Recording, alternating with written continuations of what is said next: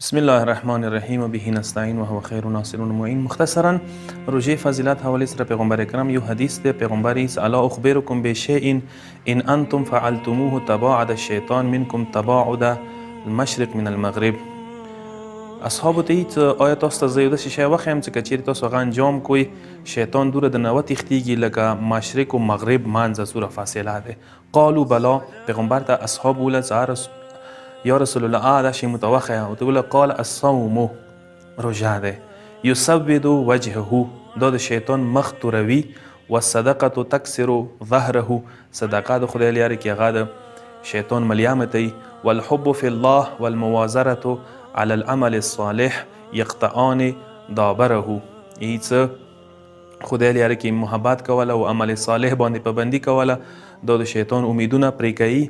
والاستغفار یقطع وتینته، استغفار کوله دا د شیطان د زړه رګونه پرې کوي. ولکل شیء زکات، هر شي دپاره زکات دی. و زکات الابدان الصیام، او د بدن زکات دا دی چې ته کم از کم کال 12 میاشتو کې یوه میاشته خدای دپاره روژه وساتې، دا د زکات دی د بدن.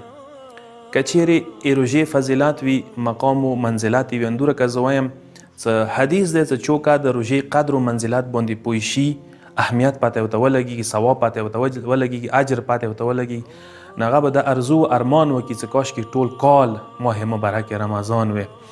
او بل حدیث کې معصوم یې چې رمضان میاشتې برتري و فضیلت نورو میاشتو باندې داسې دی لکه مو اهل بیتو ته څومره فضیلت و برتري میلاو شوي دی نورو عام خلکو باندې. یا حدیث دی د معصوم الصوم لی و انا اجزی به، څه روژه پروردگار علم یې چې ما دپاره دی و زه د دې روژې جزا ورکوم، د دې صله ورکوم، د دې ثواب ورکوم. یعنی که تاسو وکړئ یو عمله داسې نه چې خدای ډایرکټ ویلی وي چې ما دپاره دی و زه یې جزا ورکوم، صرف روژه دی.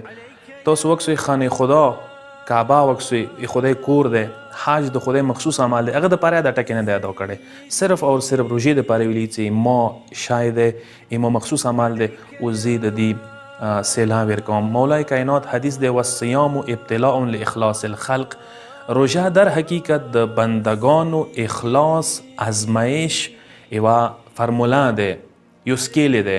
یعنی دې شي ذریعې سره د یوه بنده، د یوه عبد، د یوه خدای بنده اخلاص پته لګیږي څومره مخلص دی. یعنی دې شي ذریعې سره د بندگانو اخلاص پرورش کیږي. نو پس یاد وساتئ روژه اهل بیت و حدیثو روایتو رو سره انتهایی با فضیلت شای دی.